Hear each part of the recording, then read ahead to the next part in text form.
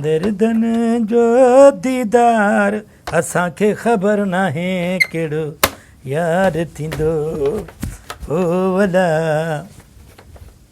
ये ख़बर भला अॼु ॾंड तो खोटे पियो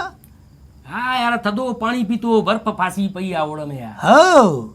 असां हिते गोश्त खाऊं था ॾंदनि में नथो फासे तोखे बर्फ़ पातो आहे पेठिया ख़ुदा जा असांखे पंहिंजो टेंशन लॻो पियो आहे तोखे अहिड़ी पंहिंजी यार हर भरू मज़ाक सुझदी आहे कहिड़ो वरी तोखे टेंशन आहे साईं जो टेंशन आहे यार असांखे अलाह ख़ैर करे साईं काइमली खे छा थियो वरी साईं काइमली छा आहे कुझु न थियो आहे साईं वॾे जो टेंशन आहे यार कहिड़ो साईं बाबा साईं वॾो कहिड़ो आहे यार पाण वारो साईं ख़ुर्शीद छा उनखे त जेल में मोकिली बाक़ीअ जा कहिड़ो टेंशन अथई उहे थपा रखां तोखे बि यार कमाल कंदो आहे साईं वॾे वज़ीर जी ॻाल्हि थो कयां मां यार हे सियारो मुश्किल कढई साबू हे डेंगे जा पुट हे सियारो मुश्किल खसे ॼण तूं मच्छर डंग हणंदे साईं खे साईं बाबा हथी को आहे साईं वॾे पेर ते आहे बिलावल जो ॿुधई न त चई त असांजो पहिरियों बि वज़ीर आला इहो आहे ॿियो बि आहे टियों बि आहे साईं खे कुझु न थींदो मूंखे नथो लॻे माना अलाए छो मां अख़बारूं पढ़ां थो माना ख़बरूं वबरूं ॾिसां थो नी लॻे ईअं थो माना 2 महीना 3 मस अथई बसि मां जीअं चवां तव्हां जहिड़ा हवाली जेको आहे ॻाल्हियूं कंदा 2 महीना 3 महीना बसि अथई ॿियो न त छा बाबा ॿियो ॾे ख़बर भला को मुल्क में छा थिए थो ॿियो सभु ख़ैरु लॻो पियो आहे बसि यार हेॾे इस्लामाबाद मौलवी साहिबु वरी अचई थो धरणो हणणु वरी केनेडा में अचे थो हिते धरणो हणनि केनेडा वारो न यार तूं बि कमाल कंदो आहे तोखे ख़बर ई न आहे कई मौलाना फज़ल रहमान धरणो थो हणई अलाह ख़ैर करे पंहिंजो जमायत तमामु वॾो आहे ऐं क़ाबिल जमायत आहे ख़ुदा ख़ैर करे माण्हू ईंदा एॾो सखरारे जलसे में केॾा माण्हू हुया इस्लामाबाद में वॾा माण्हू गॾु कदो हेॾो चए बलोचिस्तान मां बि अचनि था माण्हू बलूचिस्तान मां हिकिड़ो माण्हू बाबा उठ ते वेठो आहे चए थो मां वञा थो धरणे ते बाबा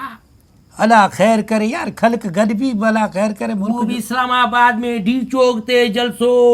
अलाह ख़ैर कजे अपनी खे चयो ते माना बाक़ाइदे तयार थी संभरी ठही अचिजो बाक़ाइदे अलाह ख़ैर करे भला इहो इमरान जी ख़बर ने इमरान यार ॿुधो एक्सीडेंट थी पियो आहे मोटरसाइकिल तां किरियो अलाए जंग में धकबक लॻायो हे चाची अतरामान वारो पुटु उहे थपा रखां तोखे बि यार कमाल कंदो आहे इमरान ख़ान जी ॻाल्हि थो कयां न छा थियो साईं खे वॾो कमु करे छॾियो अथई बाबा लंगर खानो खोलियो अथई मॉडल लंगर खानो बाक़ाइदे दुआ वुआ घुरियो अथई चई हाणे हर मुल्क में लंगर खाना खुलंदा